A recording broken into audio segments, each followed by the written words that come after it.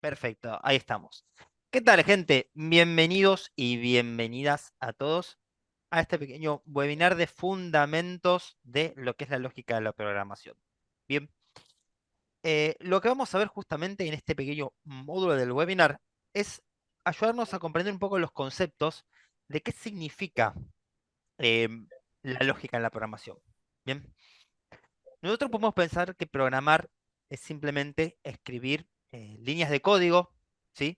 O ir poniendo únicamente lo que es una línea tras otra en base a código que nos da el programa, pero va más allá de eso, ¿bien?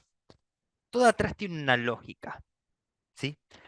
Las palabras que nosotros escribimos, o sea, el código al cual nosotros ingresamos, tiene que estar llevado justamente a cabo a través de ciertos pasos. Bien, estos pasos son los de pensar un problema, pensar una solución y ver cómo escribir esa solución. Para que lo hagamos de una manera sencilla y se entienda aún mucho más fácil, es como si ustedes van a hacer una pizza. Bien, ustedes dicen, quiero comer una pizza. Por lo tanto, van a agarrar y van a pensar, bueno, necesito harina, necesito levadura, necesito agua, necesito aceite, necesito sal, me hace falta un bowl. Empiezan a pensar cómo van a realizar la pizza. Mezclan los ingredientes de una manera que corresponda, utilizan ciertas cantidades. Para medio kilo de harina no van a usar un balde de agua, ¿bien? Van a usar un poquito menos de medio litro, ¿bien? Lo van a pensar siempre de una manera crítica, ¿sí? En base a lo que ustedes quieren hacer, para luego, paso a paso, poder llegar a lo que es el proceso final de tener su pizza lista y sentarse a comer. En programación es exactamente lo mismo. Si nosotros queremos realizar un programa, tenemos que pensar cómo crear ese programa. Bien, no es solamente escribir una línea de código tras otra, porque si no comprendemos lo que estamos escribiendo, se nos va a hacer más difícil todavía poder ejecutar esos programas. Bien, bien, entonces, vamos con lo siguiente. Vamos a comenzar con esto. Bien, ¿qué vamos a ver? Características de la programación, conceptos fundamentales. Vamos a ver un poquitito lo que significa el pseudocódigo y lo que significa también el diagrama de flujo. Vamos a ver las variables y los tipos de datos que existen como para poder entender un poco lo que es el pseudocódigo y unas estructuras de control. Bien, todo esto que vamos a ver el día de hoy son conceptos no solamente en la teoría, sino que un poco lo que es la práctica mental, para que comencemos a entender eso mismo de las estructuras. ¿Bien? Comencemos con características de la programación. Todos nuestros programas que nosotros vayamos a hacer van a mantener algunas características en general para poder ser creados. Bien, algunas de esas cosas son la eficacia, la eficiencia, la integridad, la documentación, una usabilidad, una mantenibilidad y una fiabilidad.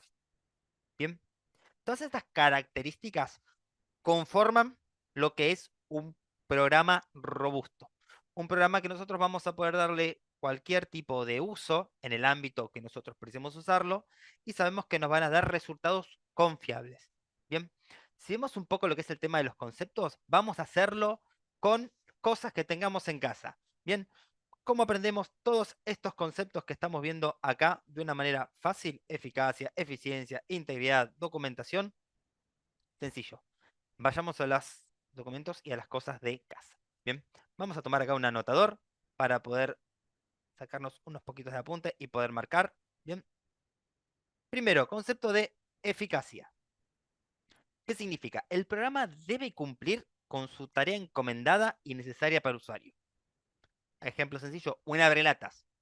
Un abrelatas, ¿sí? Manual que nosotros tenemos, tiene que abrir una lata para que el usuario use su contenido. O sea, tiene que lograr hacerlo. Tiene que lograr abrir la lata. El programa tiene que lograr ejecutar para lo que está hecho. Bien, ejecutar justamente la función para lo que esté hecho. ¿Qué es la eficiencia? Eficiencia y eficacia no son lo mismo. Eficiencia es que lo logre. Eficacia es que lo logre, pero de una manera mejor o más rápida. Bien, uno puede ser eficaz en lo que hace y puede ser eficiente también en lo que hace. Eso lo puede hacer no solamente bien, sino que aparte es más rápido y mejor que otra manera. Bien, en este caso, siguiendo el ejemplo del abrelatas, bien, pensemos lo mismo, un eléctrico y uno manual. ¿Ambos abren una lata? Sí, por supuesto. Un abrelatas manual y un eléctrico van a hacer lo mismo. Pero el eléctrico, sí, nos permite evitar hacer fuerza, no tener que girar la lata directamente y aparte realizarlo de una manera más rápida.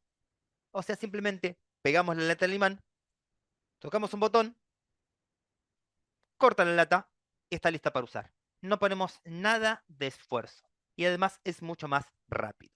Bien, integridad. ¿Qué significa que sea íntegro el programa? Bien, íntegro significa que ejecuta todas las operaciones para los cuales haya sido desarrollado al momento que procese datos. Bien, volvamos al ejemplo fácil, al ejemplo sencillo. ¿Para qué programamos un abrelatas? Bien, el ejemplo para programación es que el usuario pegue la lata, baje la punta que lo corta, empiece a girar el motorcito, finalice y, el programa, y simplemente el usuario lo retire y lo use. Bien, de esa manera es como trabaja a lo que es íntegro. Bien, ejecuta todas las operaciones para cual uno lo codifica. El abre latas no solamente va a sostener la lata y la va a cortar, también la va a girar. Si tenemos que girar nosotros manualmente, no es íntegro, ¿bien? Porque no está ejecutando algo para lo que nosotros lo hemos justamente desarrollado. Vamos a la siguiente. Documentación. Documentación es básicamente el manual de instrucciones. Bien, es el manual de instrucciones que nosotros tenemos, ¿sí? Son documentos o herramientas auxiliares que nos explican el proceso. Básicamente, cuando agarramos el manual de usuario y leemos y dice, apoye la lata sobre el imán, baje la tapa del abrelatas y presione el botón rojo. Bien, eso es documentación. Así es como se documentaría un simple abrelatas. ¿Cómo lo hacemos nosotros en nuestros programas? Hay diferentes herramientas que nos permiten justamente documentar o inclusive muchas veces los desarrolladores ponemos líneas de código comentadas, o sea, líneas de código que no ve el sistema, pero que otro desarrollador sí lo puede visualizar. Bien, la documentación cumple dos puntos muy importantes. Uno es la documentación para desarrolladores y otro documentación para el usuario. ¿Qué significa? El abrelatas puede tener una documentación para el desarrollador, o sea, la persona que los repara, y otra documentación para el usuario, o sea, el que va a poner la latita y la va a cortar. El que quiere saber cómo se repara, quiere saber cómo funcionan los componentes internos. Al igual que un desarrollador quiere saber cómo funciona un componente interno de un programa. En cambio, el usuario solamente quiere saber cómo se usa. Quiere saber dónde hacer clic en los botoncitos y dónde va a ver justamente el resultado. Bien, concepto de usabilidad. Un concepto sumamente importante, la usabilidad. Bien, tiene que ser cómodo y fácil de utilizar sin necesidad de generar esfuerzos adicionales. En el ejemplo clásico de la abrelatas, sería apoyar la lata, ¿sí? Y que la abrelata solo la sostenga, la gira y la corte. Con esto tiene que ser exactamente lo mismo. Cuando nosotros desarrollamos un programa, ¿sí? No podemos pedirle al usuario que instale más cosas o que tenga que empezar a utilizar otras herramientas para que pueda utilizar nuestro programa. ¿Bien? Tiene que ser usable, o sea, el programa tiene que llegarle al usuario, y el usuario tiene que poder hacer las cosas de una manera sencilla. Bien, obviamente nosotros tenemos que siempre tener en cuenta a dónde va a llegar el user, ¿sí? En base al programa que nosotros estemos utilizando. En base a la experiencia mínima que precise el usuario para usar el programa, es como justamente vamos a desarrollar la usabilidad del mismo. ¿Bien? Concepto de mantenimiento. Mantenimiento es poder localizar los errores y poder justamente realizar cambios o adaptarlos en caso que tenga necesidades. Bien, por ejemplo, si yo tengo un programa que lo que hace es filtrar usuarios de una base de datos y muestra todos los datos de usuarios, tal vez pueda también agregarle algo más para que no solamente filtre todos los usuarios, sino que además filtre ciertas características exclusivas de un usuario. Por ejemplo, solo los nombres, solo los departamentos, etcétera. Volviendo a las relatas, ¿sí? Podemos adaptar nuestras relatas para que no solamente pueda abrir una latita de choclo o una latita de atún, sino también que pueda abrir, por ejemplo, una lata de ananá o una lata de puré de tomates, que son mucho más grandes. Bien, darle una usabilidad para que pueda justamente aplicar ese tipo de cosas. Bien, un mantenimiento para poder realizar eso es justamente mediante las herramientas que uno tenga. En este caso, la mayoría de veces los desarrolladores nos mantenemos, em, mantenemos los programas basándonos en la documentación propia que tenga y además en la experiencia que vaya teniendo el usuario. Bien, en este caso, cuando el usuario nos diga, hey, me gustaría poder abrir una lata más grande, nosotros tenemos que poder adaptar justamente eso para que se pueda hacer. ¿Bien? Y la fiabilidad básicamente es que sea fiable y que siempre realice justamente lo que necesita hacer. La tarea tiene que ejecutarse siempre. Es fiable. Si yo tengo una lata, no quiero que a veces se abra y a veces no se abra. No, si voy a usar latas es porque siempre quiero que finalice con el objeto listo para usarlo. Con nuestros programas es lo mismo. Siempre tiene que poder ejecutarse. Bien, así que nosotros siempre tenemos que visualizar que la ejecución se realice de una manera completa y no que a veces sí funcione y a veces no funcione. Si eso ocurre, estamos dañando un concepto que es súper importante dentro de una característica de cuando uno programa. Bien, muy bien. Hasta acá. ¿Alguna duda o consulta que nos hayan dejado en el chat, Pedro? No, por ¿Cómo ahora está venimos? todo vacío. Va todo bien por ahora. Así que, ¿todo bien, gente? Si alguno tiene alguna duda, acuérdense que puede preguntar lo que quieran. Parece que sí. Parece que vienen todo más Ahí que está. bien. Ponen que está todo perfecto. Me gusta, me gusta, me gusta eso, me gusta eso. Bien. Vamos a ver unos conceptos fundamentales. Porque nosotros vimos características. Ahora, características de programas. Vamos a ver conceptos. Espera que voy a sacar esto por acá. Conceptos fundamentales de lo que es el tema de la programación. Bien. Muy bien, nosotros sabemos cuáles son las características que va a tener un programa. Perfecto. El programa, bueno, tiene que hacer esto, esto, esto y esto. Pero ¿cómo desarrollo ese programa? ¿Cuál es el concepto que tengo que tener para desarrollarlo? ¿Cuál es mi metodología? Bien. Y acá es donde venimos justamente con esto. La metodología. Bien.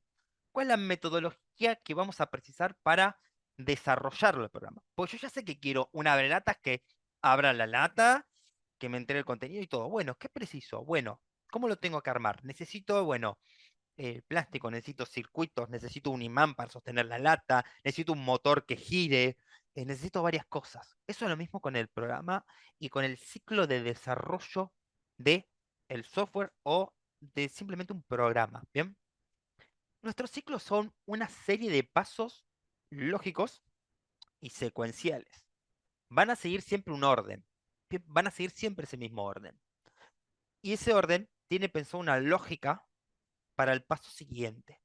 Bien, cada una de estas fases realiza algo en particular. Bien, las fases son definición, análisis, diseño, codificación, prueba y depuración, documentación, a lo que previene el anterior, la implementación y posterior a todo eso un mantenimiento. Bien, vamos a ver cada uno de estos pequeños conceptos. Bien, siguiente. Definición del problema. Lo primero y principal de todo esto es reconocer justamente el problema en sí. ¿Qué quiero resolver? ¿Dónde está justamente mi inconveniente acá? Dentro de lo que es em, mi problema general. Bien, también quiero saber quiénes son las personas que van a utilizar ese programa. Bien, cuáles son las entradas, cuáles son las salidas, bien, cómo queremos que funcione y qué necesito para que funcione. Bien, ¿cuál es mi problema? No puedo abrir las latas. ¿Quiénes van a utilizar? Todas las personas. Bien, ¿cuál es la entrada? La entrada es una lata cerrada. ¿Cuál es la salida? Una lata destapada. Bien, ¿cómo va a funcionar? Quiero apoyar la lata, que la lata gire y se vaya cortando. Bien, ¿qué necesito para que funcione? Circuitos, cables, un motorcito que gire, un imán y una punta para cortarlo. Bien, ¿es factible eso, crear un abrelatas? ¿Se puede realizar? Sí, se puede realizar. Bien, entonces ya tengo definido el problema y sé que se puede solucionar. Una vez que sé que se puede solucionar y empiezo a crear justamente mi programa, perdón, empiezo a pensar en mi programa, puedo empezar a desarrollar justamente la generación de este mismo. Vamos a ver cuál va a ser en este caso nuestro problema en este paso. Bien, siempre llego tarde al laburo. ¿Cuál es la idea de mi programa? ¿Qué quiero que haga mi programa? Quiere que me indique un horario en el cual tengo que salir y la ruta a cuál tomar. Bien, para eso voy a usar justamente un mapa que tengo con calles. ¿Sí? Siempre voy a transitar por esas calles y no quiero atravesar ni plazas ni tampoco pasar por arriba de una vereda.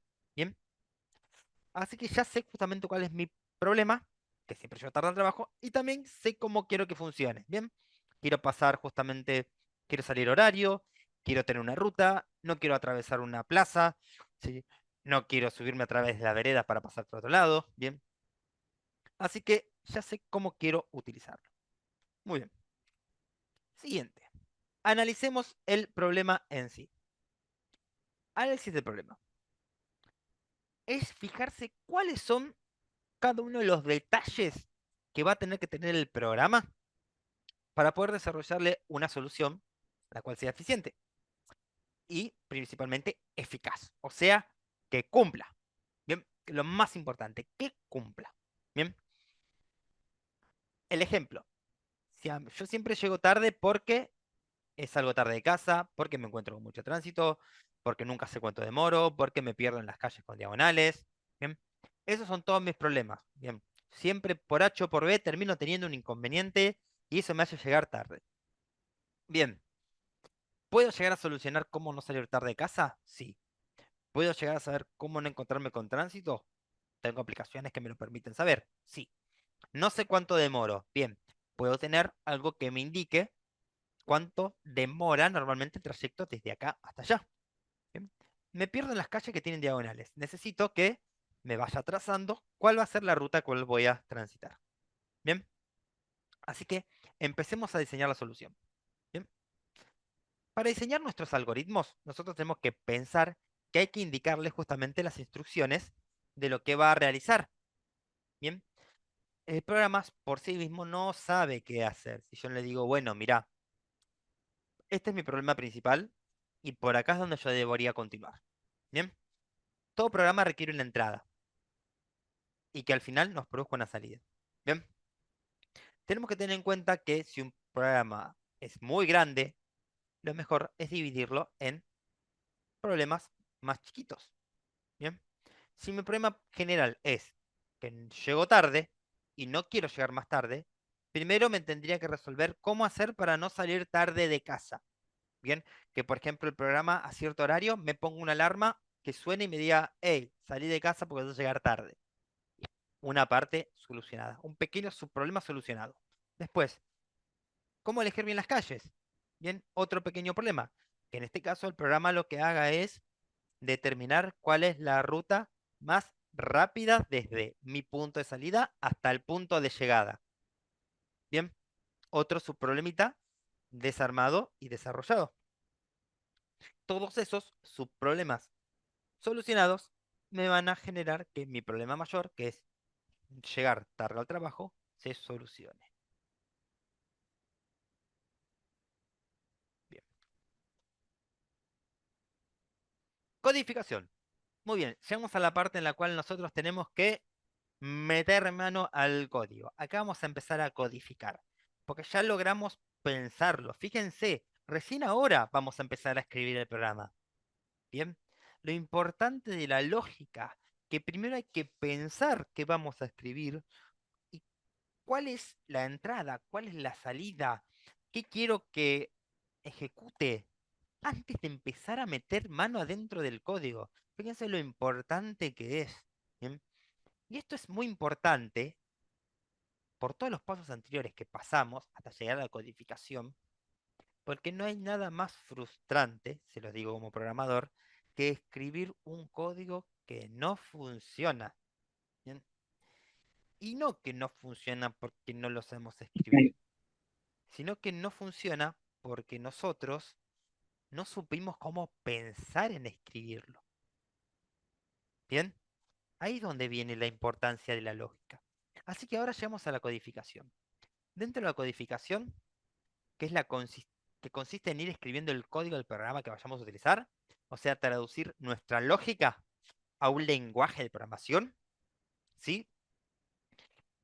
Empezamos a realizar esto, ¿sí? Le vamos a dar un algoritmo, ¿sí?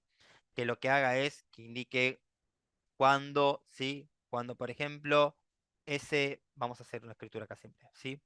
Tenemos un contador, ¿sí? De hora, ¿sí? Tenemos un contador de hora, vamos a escribirlo por acá, bla, bla, bla. Tuquiti, borra todos los dibujos, ¿sí? Tenemos un contador, sí, que es la hora, básicamente, ¿no? La hora. Uf, esto es malísimo. No, hora, ¿no? Y por ejemplo, la hora son las 18. Bien. Y por ejemplo, cuando esa hora, ¿sí? Cuando esa hora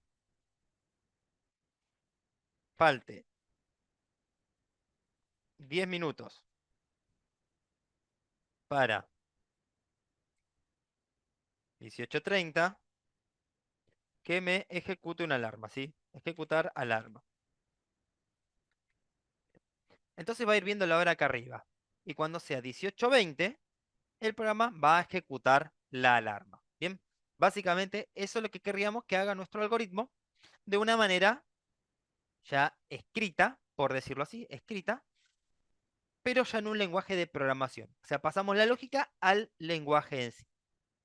Muy bien, escribimos todo el programa, lo codificamos y ahora empezamos con una de las cosas muy importantes, la prueba y depuración.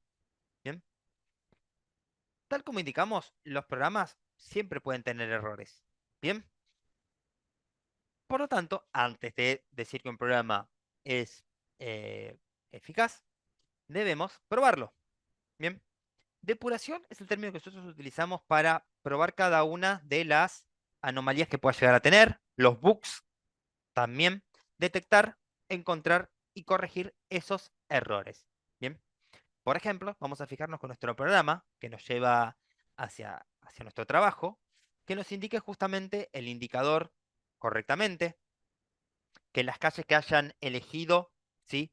Existan, o sea, que no sea un mapa viejo por ahí, o lugares que están anegados, ¿bien? O calles que no estén cortadas, por ejemplo, que están en eh, reparación, ¿bien? Y tienen un desvío. Y a mí que me indica que vaya por ahí y resulta que es un desvío que está hace un montón de tiempo. Y en mi programa yo no lo tomé en cuenta. Bien, todo este tipo de cosas es prueba y error. Encontrar errores y encontrar bugs. Bien. Llegando justamente a la parte final, tenemos la documentación, o sea, acá es donde indicamos, ¿sí?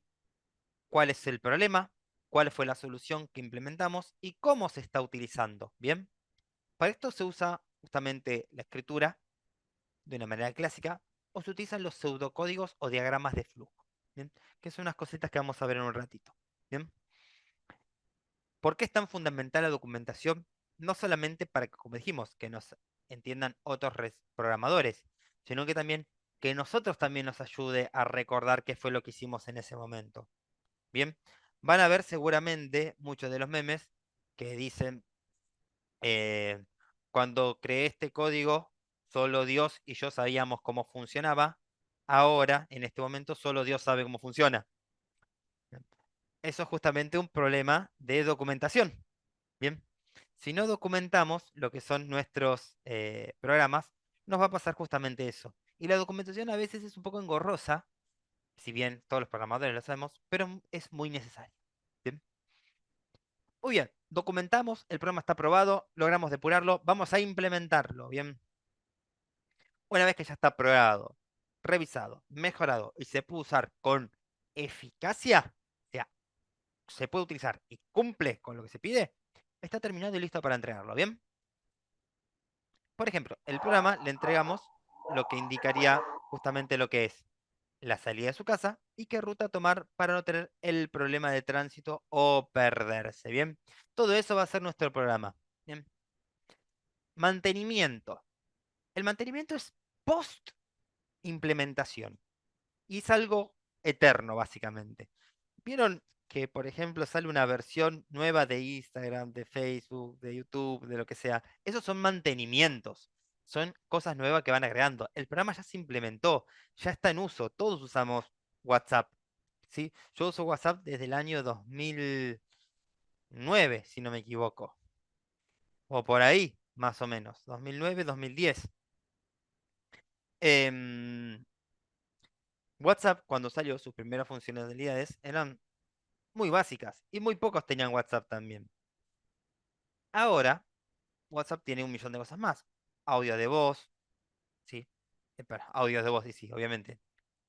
Mensajes de voz, mensajes de video, bien. Se puede mandar mensajes tipo texto, se puede mandar multimedia, documentos, fotos, ese tipo de cosas. Cosas que no existían antes y que fueron saliendo más adelante. Grupos y ese tipo de cosas. Esos fueron mantenimientos, bien. Eran no solamente ajustes, sino también actualizaciones, bien. Yo, por ejemplo, en mi programa puedo utilizar nuevos, nuevas cosas, ¿sí? Los llamados features, ¿sí? O actualizaciones. Como por ejemplo, que ahora también mi programa te vaya indicando justamente cuáles son los nuevos trayectos que te convendría recorrer porque ocurrió en ciertas calles que se encuentran anegadas o nuevos lugares que se hayan quedado disponibles para poder transitar.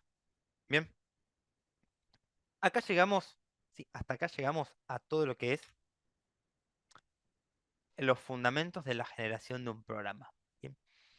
Y como podemos ver, esto es todo un recorrido que a pesar de que pareciera que llega hasta acá, hasta el final, vuelve a iniciarse. Bien. Definimos el problema. Definimos el problema. Bien. No tengo cómo abrir una lata. ¿Ok? No tengo cómo abrir una lata. Bien. Analicemos. La lata es de aluminio. Bien. Necesito poder abrir de una manera rápida. Porque quiero comer lo que hay dentro. Bien, pensemos en una solución. Vamos a pensar en un objeto que lo que haga es cortar la lata, sacar la tapa y yo poder retirarlo. Bien, vamos a codificar eso mismo. Vamos a construir el abrelatas, vamos a ponerle el limancito arriba, vamos a agarrar y ponerle los circuitos, el motorcito arriba para que vaya girando la latita. Bien, vamos a probarlo, a ver. Bien, ponemos la lata, giramos y no, lo gira muy en el centro. Bien, hay que empezar a correr la punta donde agarra el abrelatas. Bien, perfecto. Arranquémoslo. Empieza a girar la lata, ¡pum! Queda a la mitad. Ok. Necesita girar más tiempo o algún mecanismo mejor de corte. Bien, probamos, anda. Genial. ¿Cómo funciona el ratas? Bien, tenemos que poner la lata en la parte donde está el imán. Luego, la punta de las latas hay que correrla hasta el borde. Una vez que corrimos la punta hasta el borde, vamos a bajar el latas para que haga un poco de presión y que clave. Y una vez que clavó, apretamos el botón rojo que es para iniciar y esperamos que la lata empiece a ir girando y se vaya a cortar. Genial, perfecto. Vamos a implementarlo. Entreguémosle justamente el abrelatas a la gente para que lo empiece a usar. Bien, vamos a hacer algún tipo de mantenimiento. Bien, está bien, genial. Este es el tamaño que tiene una lata de atún. Pero después tengo un tamaño así que viene con una lata de tomates. Así que hay que hacerle un mantenimiento. Bien, ¿cuál es el problema? El problema es abrir una lata más grande. Y ahí tenemos el círculo vicioso de la generación de un programa. Bien, volvemos al principio otra vez y volvemos a poner en marcha todo lo que son los conceptos para poder realizar el tema del programa. Bien, vamos a ver un poco lo que se trata el diagrama de flujo y lo que es un pseudocódigo. Bien, el diagrama de flujo es una manera de escribir el programa en el cual está desarrollado como si fuesen eh, diagramas, justamente. Y cuando pensamos en un diagrama, pensamos en el clásico diagrama de entidades de relaciones, ¿sí? O los globitos que van con flechitas hacia otros lados. Básicamente es eso. El pseudocódigo, por otro lado, es una manera de escribir un programa, pero con palabras más amigables y palabras fáciles de comprender. Bien, ¿cómo sería esto? Vamos por acá. Tac. Pseudocódigo. Bien, como dijimos, ¿sí? El pseudocódigo es un lenguaje de alto nivel porque es un lenguaje que transmite de una manera humana, comprensible para los humanos y más que un lenguaje de programación en sí. Bien, a pesar de que es un lenguaje, a pesar de que es considerado un pseudo lenguaje, sí, porque no es un lenguaje de programación en sí, o sea que no hay ningún tipo de eh, programa que se utilice que sea escrito justamente en este lenguaje, nos permite justamente aprenderlo. ¿Bien? Se utiliza para esto. ¿Para qué es el aprendizaje? No son programas que se compilan, ¿sí? No tienen un intérprete muy desarrollado, ¿sí? Simplemente es para representar algoritmos o procesos de una manera sencilla y simular su ejecución. ¿Bien? Para esto nos va a servir. ¿Y qué es un diagrama de flujo? Justamente cogimos la representación gráfica de un algoritmo, utilizando figuras geométricas o flechitas, muy similar a un organigrama. ¿Bien?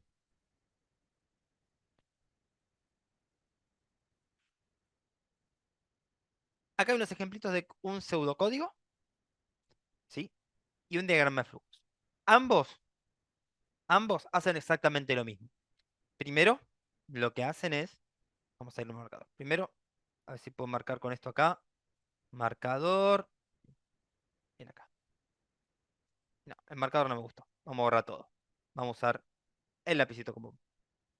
Primero, todos tienen un algoritmo que se llama triángulo. Y lo que va a hacer el algoritmo es ver si un triángulo es escaleno o no es escaleno. ¿Bien? O sea que todos sus lados son diferentes. Bien, lo primero que hace es definir, que vamos a aprender justamente qué es definir cuando veamos una variable, y nos da algo justamente que se llaman variables para utilizar. Bien, lo hacen ambos, fíjense, de una manera distinta. Luego tienen estructuras. Acá tenemos una estructura que dice repetir y mientras que. Bien, es una estructura, como podemos ver, es la misma estructura que se encuentra acá. Luego tenemos cosas como, por ejemplo, escribir, que nos dice que va a mostrarnos un mensaje en pantalla, que es lo mismo que se encuentra en esta parte acá. Y luego leer, que es recibir datos que ingrese un usuario a través del teclado. ¿Bien? Y luego lo que aplica acá adentro son lógicas. Aplica una lógica. ¿Bien?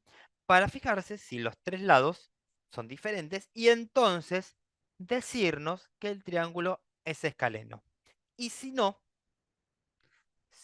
encontró estas tres cosas, o sea, si A era diferente a C y además A diferente a B y además C diferente a B, si no pasó eso, entonces escribirnos que el triángulo no es escaleno. ¿Bien?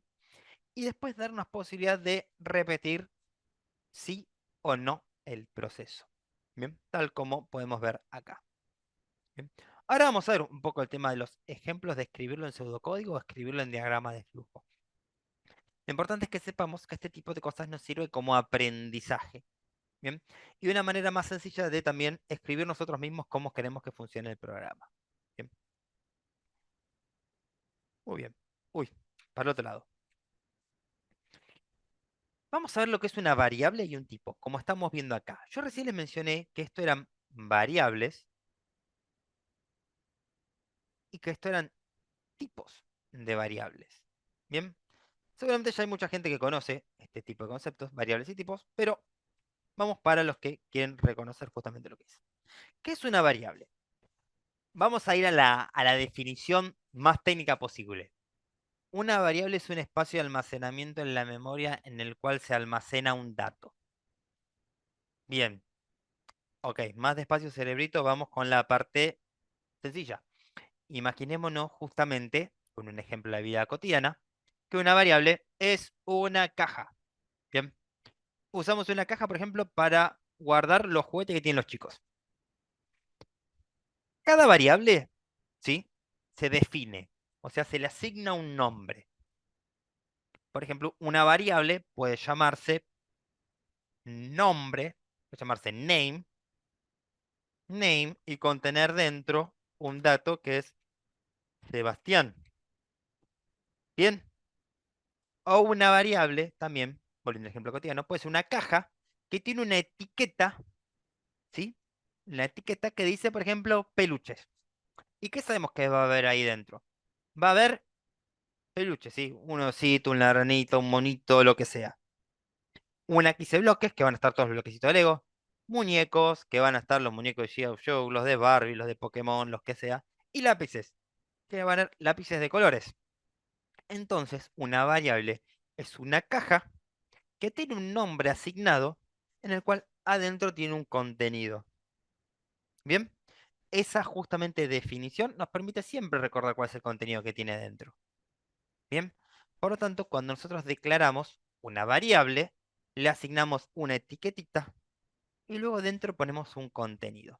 Ahora, ¿el contenido que hay dentro de la caja es todo exactamente igual en cada una de las cosas?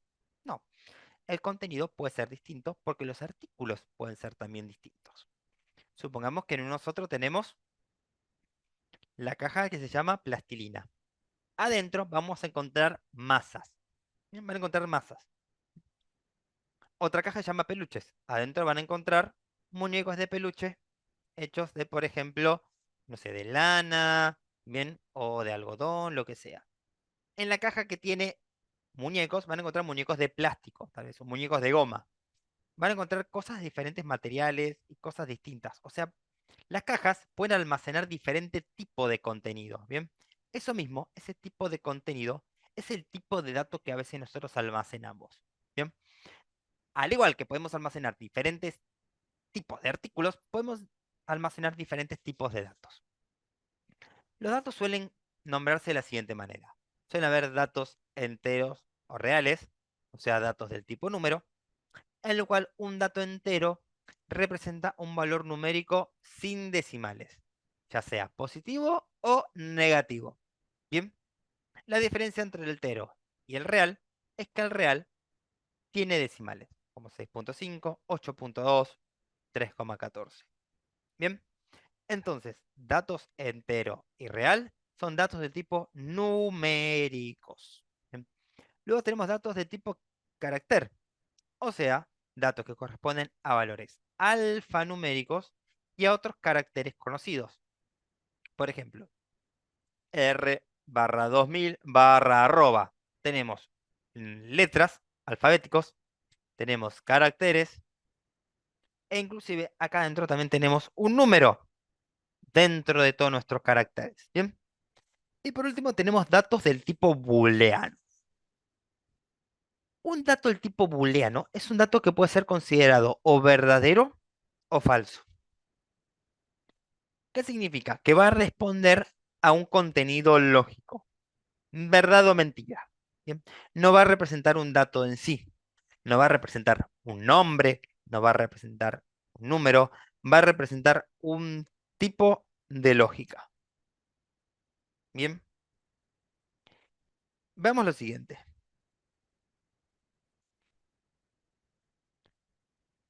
Vamos a ver un pequeño ejercicio acá.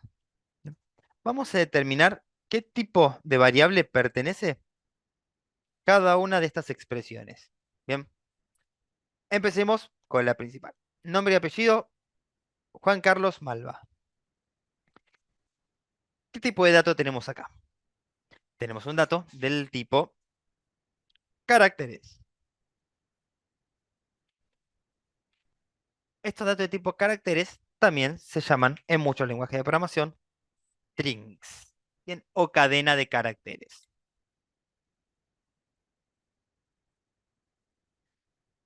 Edad, 25.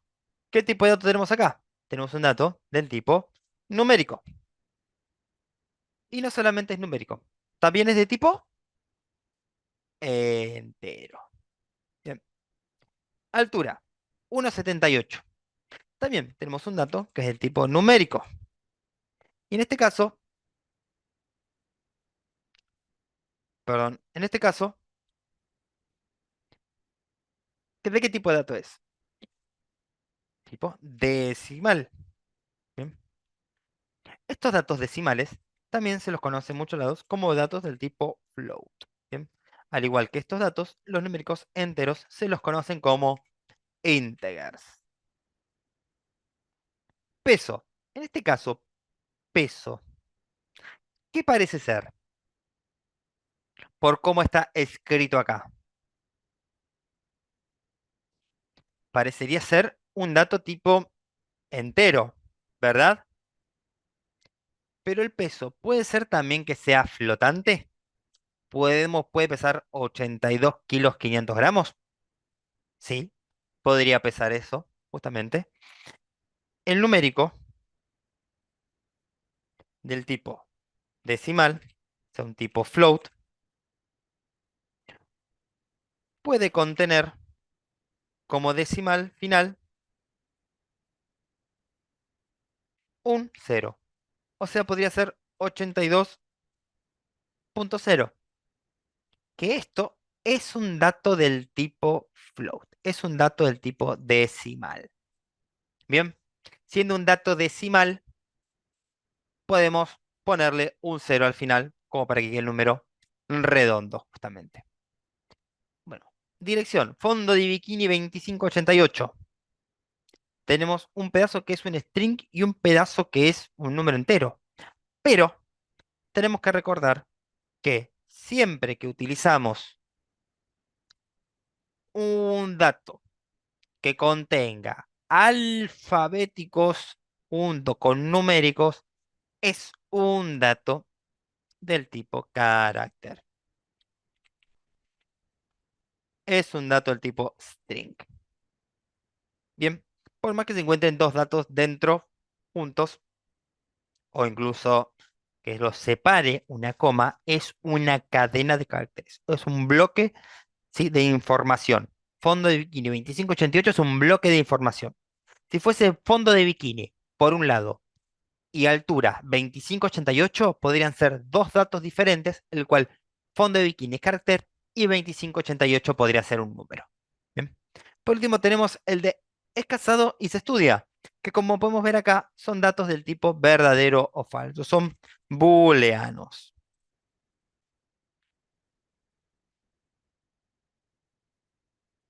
Bien, ¿por qué? Porque es casado o estudia es sí o no.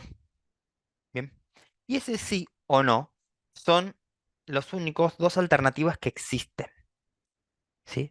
No hay en programación un tal vez. Bien. No hay en programación un tal vez. O es sí o es no. La comparación lógica es o verdadera o falsa. ¿Estamos?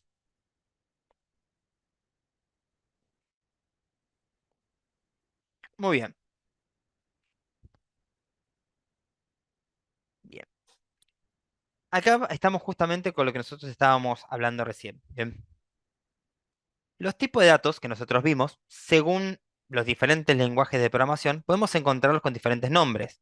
Como dije recién, integers, float, ¿sí? Vamos a marcar los principales, que son integers, float, strings y booleanos. Hay algunos, como double o como character, que son exclusivos de algunos lenguajes de programación. Bien, no todos los lenguajes lo tienen. Double, por ejemplo, es una sentencia que se usa en bases de datos y también en lenguajes como Java. ¿Sí? Esto justamente lo podemos visualizar cuando, por ejemplo, utilizamos en este lenguaje de programación, que es un lenguaje llamado C++, C++, o C++, como le decimos, sin la S al final, C++. Es como que la segunda S existe, pero la otra S no. Es C++. No entiendo por qué, pero se pronuncia así. C++. Un poco argentinizado, pero bueno, como definitivamente lo utilizamos. Bien. Acá, por ejemplo, en un lenguaje como C++, nosotros indicamos cuál es el tipo de dato que vamos a estar utilizando. String, hola mundo, entero 1, un float, los double, que hablamos recién, y un booleano, por ejemplo, que dice true. Bien, muy bien, ya vimos una variable y vimos un tipo de dato. Sabemos que la variable es una caja y el tipo de dato es lo que contiene dentro. Bien, que el tipo de dato puede ser números, pueden ser letras o inclusive puede tener una condición lógica. Bien, muy bien. Estructura. ¿Qué es una estructura de control? Nosotros, por ejemplo, cuando estamos haciendo una pizza, ¿no? Nosotros agarramos, ponemos el agua, ponemos el, la harina, ponemos el aceite, ponemos la sal y ponemos la levadura, todo junto, así nomás, lo unimos un poquito y lo metemos en el horno. ¿Qué hacemos normalmente? Nosotros agarramos y lo que no podemos hacer es agarramos y empezamos a amasar, amasar, amasar, amasar hasta que esté todo unificado. ¿Bien? ¿Sí? Entonces ahí estamos haciendo una repetición. Ahí estamos teniendo una estructura repetitiva. ¿Bien? O sea, amasamos, estiramos. Juntamos todo de vuelta, estiramos. Juntamos todo de vuelta, estiramos. Juntamos todo de vuelta, estiramos. Y lo vamos empezando a unificar. ¿Bien? Y si la masa no está totalmente unificada, no dejamos de amasar. Y si la masa está unificada, entonces dejamos que empiece a elevar. Ahí tenemos una condición. Si la masa está correctamente unificada, dejamos de seguir estirándola. Bien, ahí tenemos las dos condiciones. Bien, lo mismo ocurre como por ejemplo acá en este ejemplo que vemos con el control remoto. El control remoto tiene el volumen más que sube el volumen. Y después el menos, que lo va a bajar. Pero sabemos que tenemos un botón de volumen. Y sabemos que si el botón de volumen está en el más, sube el volumen de la tele. Y si está en el menos, lo va a bajar. ¿Bien? ¿Y cómo sabe justamente que además, si yo lo mantengo apretado, ¿bien? Empiece a ir subiendo el volumen automáticamente. Si ustedes agarran el control remoto y suben el volumen y dejan apretar el botón, se va repitiendo eso y va subiendo el volumen. ¿Bien? ¿Y cómo que sabe también que lo que tiene que apretar es el de volumen y no el de canal? Todos esos son a través de estructuras de condicionales y estructuras repetitivas. ¿Bien? ¿Cuáles son nuestras estructuras condicionales? La estructura condicional principal evalúa justamente cuál es, cuál es la condición junto con un caso de evaluar. Bien, esto nos va a dar verdadero o falso. Por ejemplo, si el botón es volumen, entonces subimos o bajamos el volumen de nuestra tele. Si no, si el botón, otra vez, mismo caso, botón, es canal, otra expresión evaluar, entonces cambiamos los canales, subimos o bajamos canales. Bien, nuestras estructuras de sí, si no o si no sí son las dos principales utilizadas, porque el sí o el si no sí es casi lo mismo. Por último, hay otra estructura que es switch. La estructura switch elige un caso y ejecuta. Bien, muy parecido a usted se ha comunicado con Pepito Comunicaciones. Para comunicarse con la atención al cliente, marque uno. Para comunicarse con pago, marque 2. Para comunicarse con servicio técnico, marque 3. Para informar una factura paga, marque 4. Para comunicarse con un representante, marque 5. Ahí las estructuras son de un según. Si elijo el uno, pasa esto. Si elijo el 2, pasa esto. Si elijo 3, pasa esto. Ahí no está evaluando directamente si una opción es igual a uno, porque ya sabe que la opción existe. Va a buscar directamente cuál es el caso que corresponde. Bien. Pasemos a ver un poquito esta estructura de control. Bien. El sí. Vamos a ver el sí. Básicamente nos permite determinar qué camino tomará un algoritmo al momento de resolverse. Bien. Si es verdadero, si es verdadero, va a ocurrir lo que se encuentre dentro de su expresión. Y si no, finalizará la estructura. Por ejemplo, vamos a fijarnos si está lloviendo. ¿Bien? La lluvia va a ser algo lógico. O llueve o no llueve. ¿Bien? Entonces, si está lloviendo, si esta lluvia es verdadero, entonces me llevo un paraguas. ¿Bien? Y si no, no voy a hacer nada. No me voy a llevar el paraguas. Entonces, acá evalúo una expresión lógica. Lluvia. ¿Hay lluvia? Sí. Entonces, me llevo un paraguas. ¿Bien? ¿Está la masa bien estirada?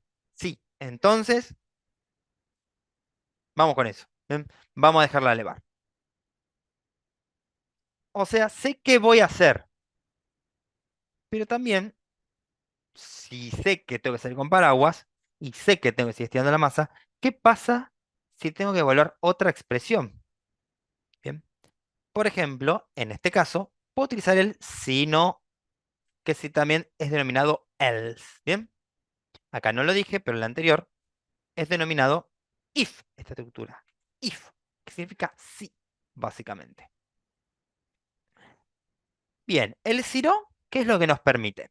El si no nos permite, por ejemplo, hacer otra evaluación más. Bien. En este caso, por ejemplo, Juan y Marcos son hermanos. Uno es mayor que otro. Vamos a preguntarle la edad, a ver cuál es mayor con este programa. Entonces, díganme sus edades. Marcos nos va a decir que su edad justamente es, por ejemplo, 20. Y Juan nos dice que tiene 23. Entonces, si la edad de Marcos es mayor, fíjate este signito, el signito de mayor, es mayor que la edad de Juan, entonces vamos a decir justamente que Marcos es más grande. Bien, y si no, si la edad de Marcos fuese 24 y la de Juan 20, ¿sí? Nos fijaríamos si se cumple algunas otras condiciones. En este caso, mi condición que yo tengo acá, ¿bien? En la cual yo tengo a Marcos que tiene 23 y Juan que tiene 25. Marcos es mayor que Juan. Marcos 23, Juan 25. No, no es mayor. Entonces, si esto no pasa, si no pasó esto, entonces escribimos Juan es más grande. Esto no va a ocurrir porque sabemos que la edad de Marcos no es más grande que la edad de Juan. Bien, entonces ahí tenemos el si no, básicamente. Si no hacemos una cosa, si no ocurre esto, hagamos esto otro. Por último, tenemos el else if o el if o el si no si. Esto ocurre justamente cuando tenemos varias sentencias. Bien, por ejemplo, en este caso tenemos una sentencia en la cual comparamos dos números. Ingresemos dos números, el número uno y el número 2. El número uno es el número 3 y el número 2 es el número 5. Si el número uno es igual al 2, entonces ponemos los números son iguales. ¿Es el uno igual al 2? No, no lo es. Si no, vamos a fijarnos si el número uno es mayor al número 2. El número uno, 3, ¿es mayor al número 2, que es el 5? No. Entonces, esto no va a ocurrir. Si no pasa esto y si no pasa esto, termina pasando esto que es el si no. O sea, al final escribe que nuestro número 2 es mayor. Bien, la estructura evalúa justamente varias condiciones. Primero me fijo si pasa esto. Y si no, me fijo si pasa esto. Y si no, directamente voy a escribir esto. Bien, cuando yo llegue a un lugar que sea válido, por ejemplo, vamos a escribir que acá uno vale 8 y el número 2 vale 3. Primero, ¿son iguales? No. ¿El número uno es más grande? 8. ¿Es más grande que el número 2? Sí. Cuando ejecuta este código, el programa no precisa ejecutar nada más porque encuentra una instrucción válida. ¿A qué equivale esto? Equivale a que si, por ejemplo, nosotros tuviésemos todo un programa, ¿no? Una validación, que esta es la validación, va a equivaler a decidir cuál va a ser el caminito que va a tomar el programa. ¿Bien? Entonces, cuando encuentra algo que sea válido, el programa revisa acá, y cuando encuentre algo válido, ¿sí? Que pueda continuar, va a seguir por este lado y estas expresiones que continúan no las va a evaluar. Bien, va a decidir por qué lado continúa el programa. Bien,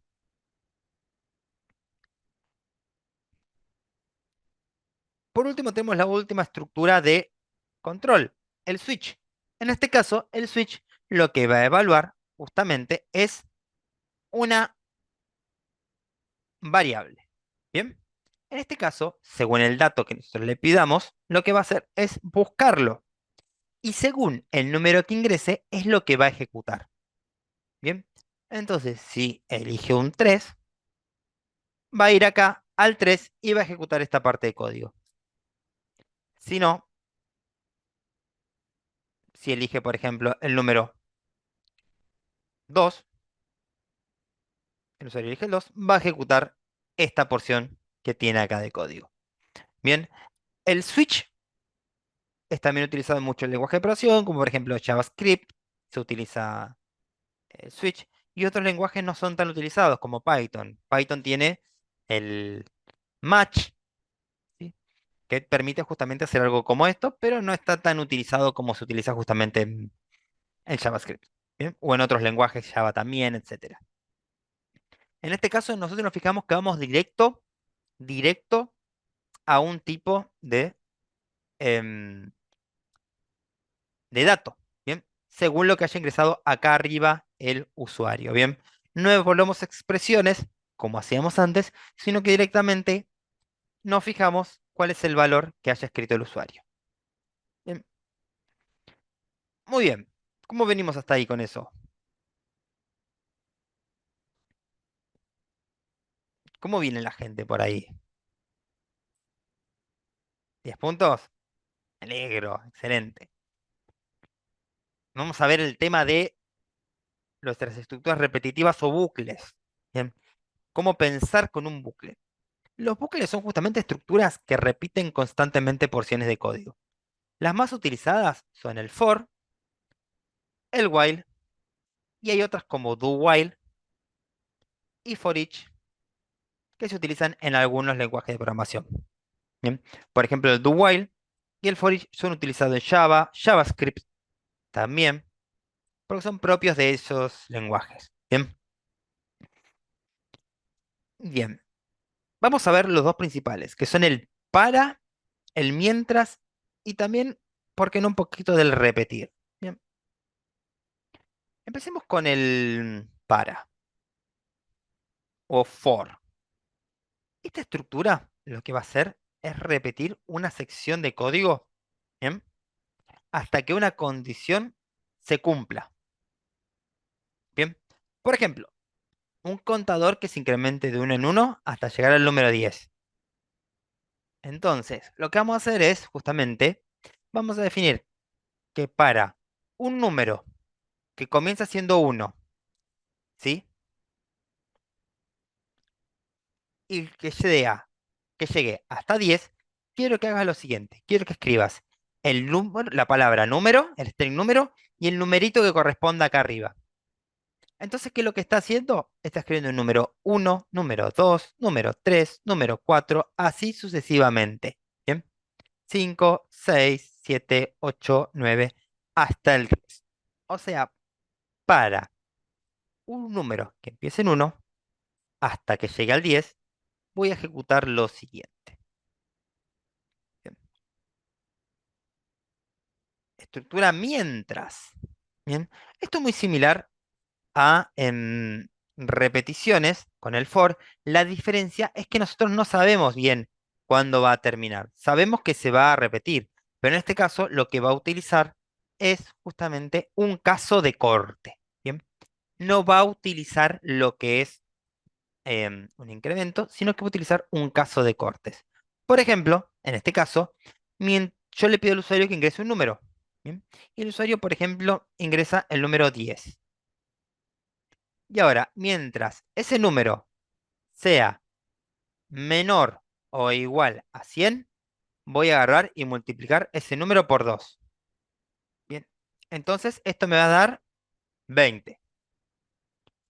Bien, entonces ¿se mantiene siendo menor o igual a 100? Sí. Entonces multiplico por 2. 40. Sigue manteniéndose mientras ese número sea menor o igual a 100. Entonces, otra vez, 80. Y otra vez, 120.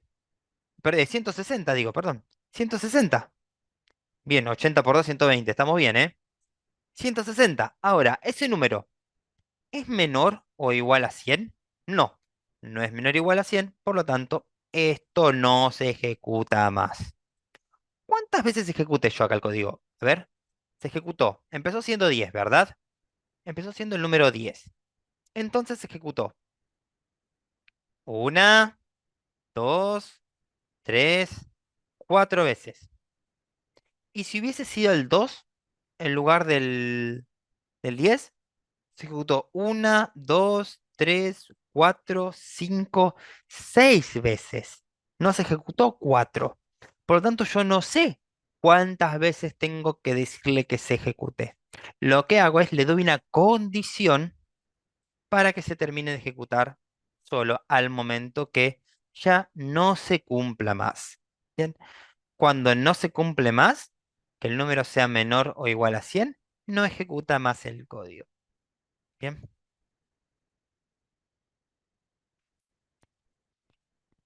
bien. Vamos con el do while. La diferencia del repetir que teníamos acá del mientras, que era el while, al do while, es que por lo menos se va a repetir una vez el código. Bien. ¿Por qué? Supongamos que acá el usuario ingresa un número. Bien. Ingresa un número 120. ¿Esto se va a ejecutar en algún momento? No, porque el número no es menor o igual a 100, es más grande. Por lo tanto, no ejecutaba y no iba a aparecer absolutamente nada acá. En cambio, con el do while, lo que nosotros hacemos es por lo menos darle una vez la ejecución. Bien, lo que hacemos es pedirle que ingrese una vocal, bien, y que siga ingresando una vocal hasta que esa letra que ingrese acá sea la letra A. Bien, entonces voy a repetir esto hasta que ingrese la letra A. Ingresa la U, ingresa la I, ingresa la E, y una vez que ingresó la A, ya no lo repito más. O sea, lo iba a repetir hasta que ingrese la A. Ya lo ingresó, así que no se repite más y continúa el código. Y por ejemplo nos dice acertaste. Bien,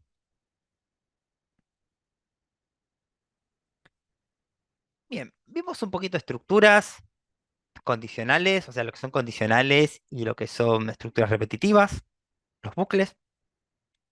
Vamos a intentar esto, ponerlo de una manera de ejercicio. Bien, vamos a intentar resolver los ejercicios estos entre todos, pensándolo y haciéndolo justamente para lo que sería un pseudocódigo. Bien, entonces vamos a pensarlos y vamos a resolverlos. ¿Sí? Vamos a crear un rectángulo acá, de color rojo, ¿no? Por favor, me está matando. Vamos a vamos a ponerlo en color azul. y vamos a escribir acá. Bien, vamos a poner en práctica, chicos, lo que estuvimos viendo ahora, ¿sí? Las estructuras de control con unos pequeños ejercicios para resolver. Las soluciones está acá al final de la presentación, pero no las vamos a ver. Vamos a utilizar una variable llamada num para definir números. Bien, comencemos a crear el primero. Un ciclo repetitivo que sume más 10 a un número hasta que sea mayor a 100.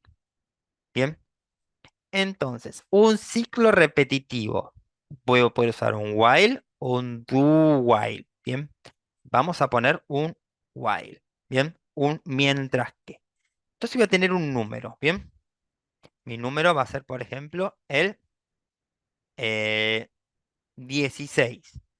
Bien, entonces vamos a decir, bueno, mientras, ¿sí? Como dice acá, es hasta que sea mayor a 100. O sea que que, mientras que mi número sea menor o igual a 100, voy a hacer lo siguiente.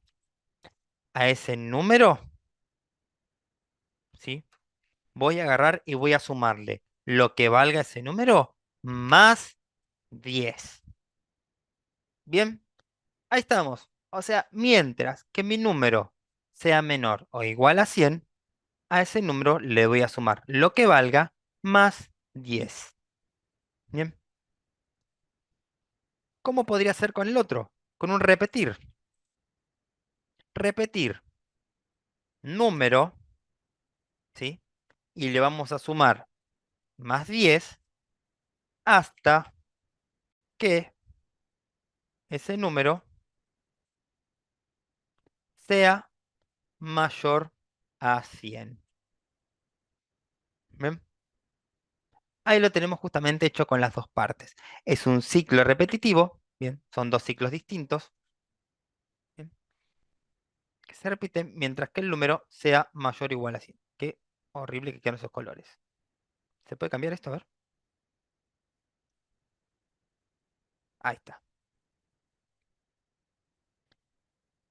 De esta manera o de esta manera hemos podido resolver el ejercicio. Bien, vamos a agarrar, vamos a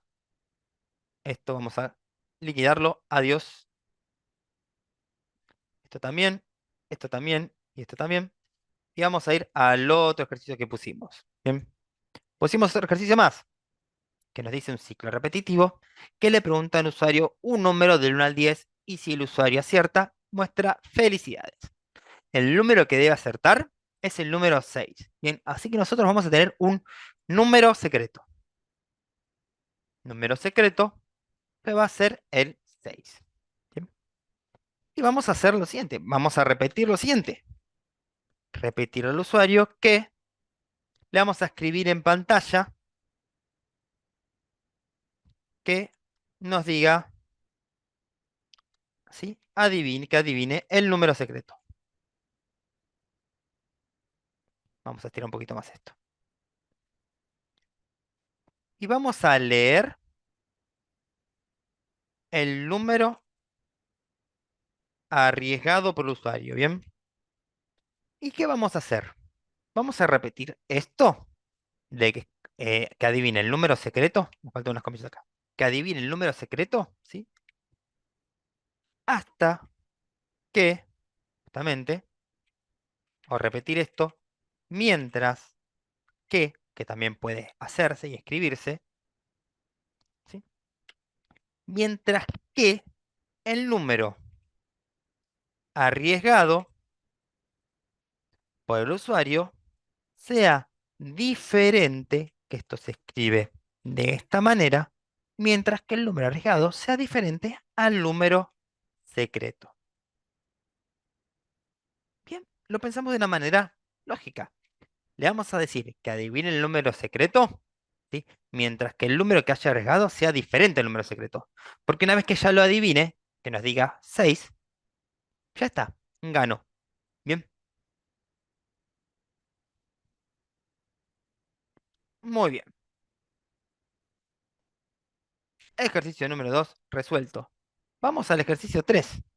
Bien, otro ciclo repetitivo que multiplique un número por 5 un total de 8 veces. Bien, quiero que 8 veces me multiplique eso. Bien, entonces vamos a tener justamente acá también, vamos a poner en negro, un número. ¿Sí? Por ejemplo, el número 9. Bien, y lo que voy a hacer es justamente decir, para, se lo voy a repetir 8 veces, y yo tengo justamente una estructura, que es la estructura for, el para. Entonces, para un inicio, ¿sí? Que va a empezar en 1, ¿sí? Hasta que llegue a 8. Uy, se me trabó acá el teclado. Hasta que llegue al 8, quiero hacer lo siguiente. Quiero que el número que yo tenga, ¿sí? Sea lo que equivale ese número por 5. Bien, y ahora ya tengo un ciclo que multiplica un número, ¿sí? Vamos a escribirlo acá. Tengo un ciclo, ¿sí? Que multiplica un número por 5 un total de 8 veces. Bien, de 1 hasta el 8 realiza la multiplicación. Multiplica 8 veces. Muy bien, pasemos al otro. Otro ejercicio. Vamos a un condicional que pregunte una edad. Y si es mayor o igual a 18, dirá que es mayor de edad. Y si no, dirá que es menor.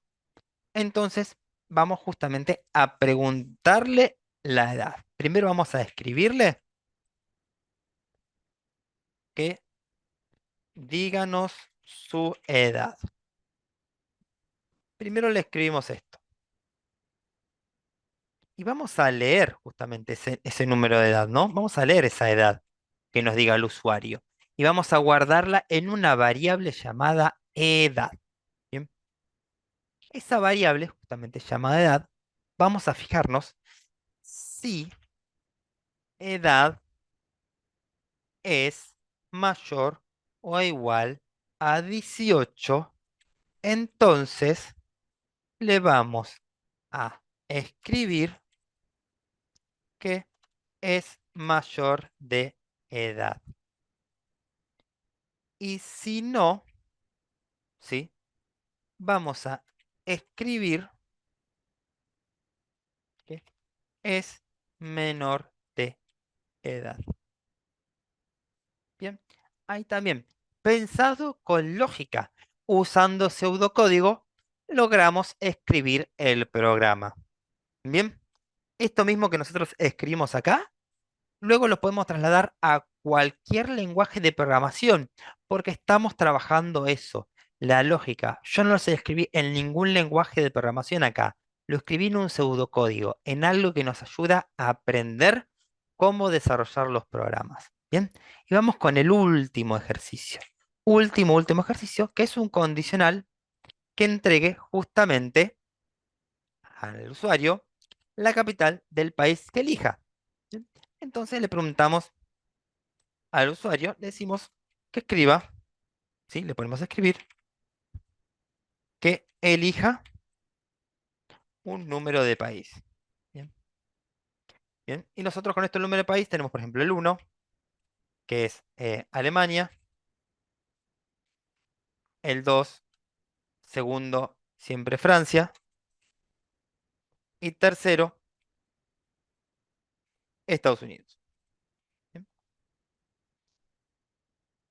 bien. Y ahora, según lo que me elija cada usuario, vamos a leer una variable que va a ser la opción que fue la que indica el usuario. Bien, vamos a leer esa opción.